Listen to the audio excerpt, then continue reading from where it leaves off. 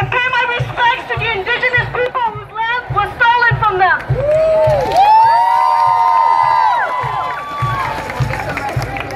I'm going to share with you several demands that my community has asked on International Women's Day.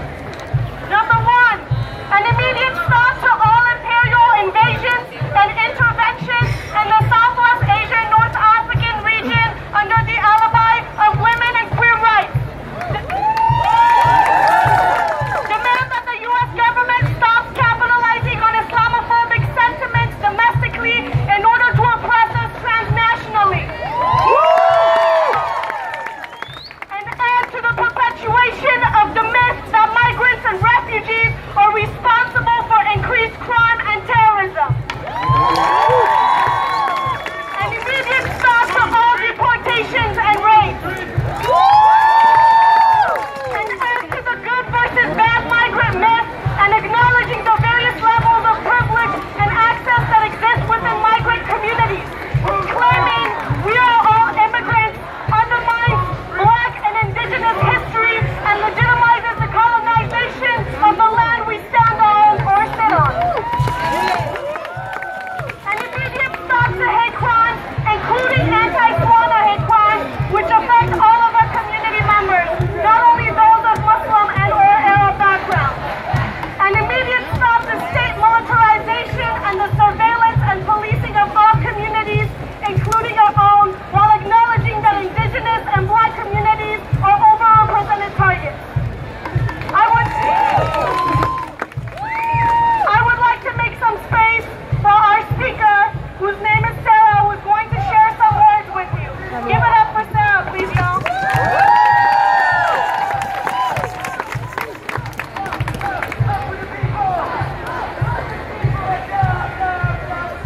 Hello, everyone. Thank you for having me up here. I just want to take a minute to share one of my personal stories with you all. Living as an undocumented person in the U.S. for over 25 years.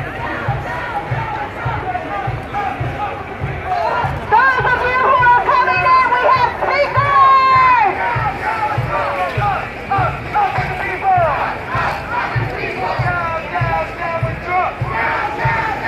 All right, I'm going to start over real quick. Run this back. Living as an undocumented person in the United States for over 25 years has taught me so much about... All right, just kidding. Pause again.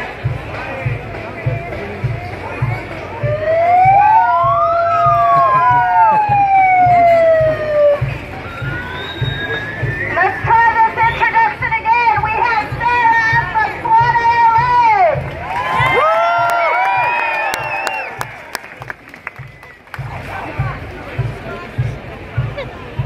All right. Living as an undocumented person in the United States for over 25 years has taught me so much about how resilient and determined our communities are. Being the daughter of a twice displaced refugee has changed my perspective in so many ways. After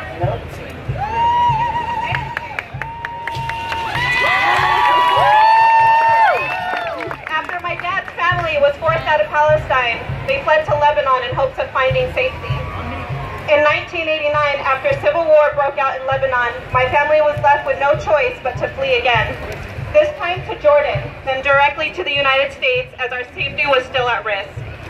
We came to the United States with the idea that we will finally find the safety, stability, and protection we had been looking for. However, what we found was quite the opposite. It didn't take long for me to understand that I didn't quote-unquote fit in. The feeling of not being included, rejected, and isolated showed me how unwelcoming people could really be. As I got older, I began trying to understand why people behaved the way they did.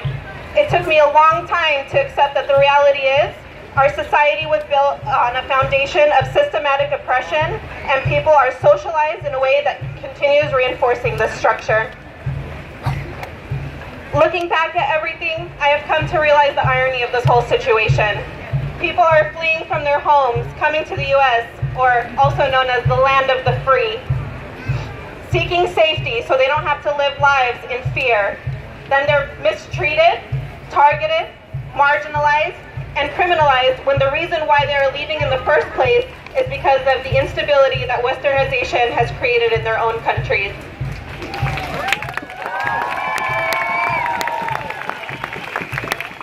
Our communities are being torn apart by Western power and their obsession with maintaining that power. When they are given that power, they're able to use it to create fear in our lives. We have a fear of ongoing discrimination. We have a fear of our communities being raided by ICE. We have a fear of being racially profiled. And most of all, we have a fear of being deported and losing our rights. But not today.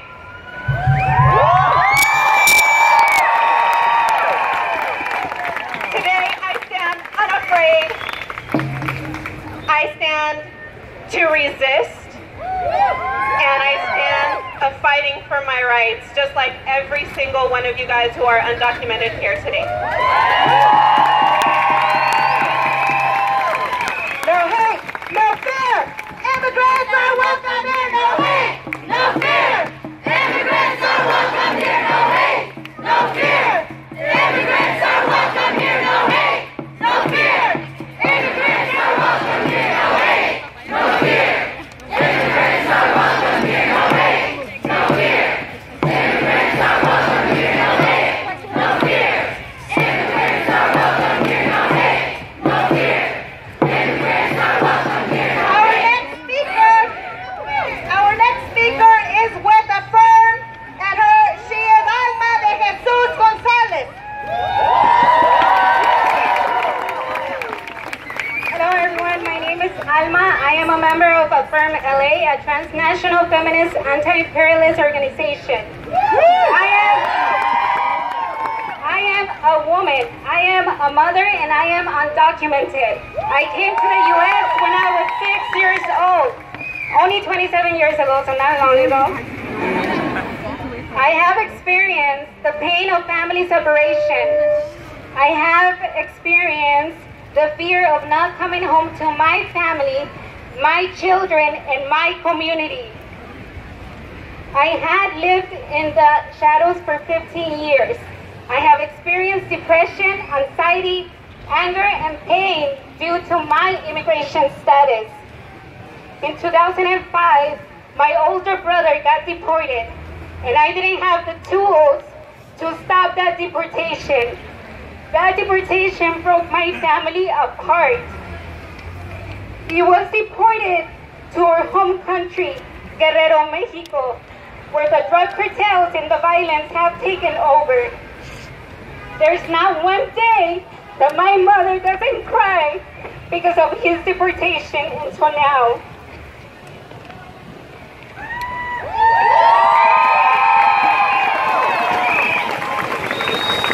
The reason why I decided to stand up and to become an activist in this movement was because I don't want more families to go through the pain that my family is going through. In 2011, when 4 activists and I walked into the Metropolitan Detention Center in Alameda, one of the guards that was with us told us that ICE was not going to deport us because we were students, because we knew how to organize and we spoke English. He told us that immigration wants to detain those who don't know the language or don't know their rights. And he was right, because the most vulnerable people in this situation, in this problem, is not us students. It is our parents.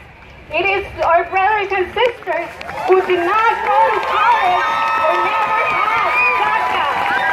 Many of them is the same people who worked so hard for us to have AB 540, California DREAM Act, and DACA itself. So now it is your turn, it is my turn to stand up and rise again. We must stand and fight to stop the mass deportations that are going on as we speak. We must stop the killing of our undocumented transgender sisters.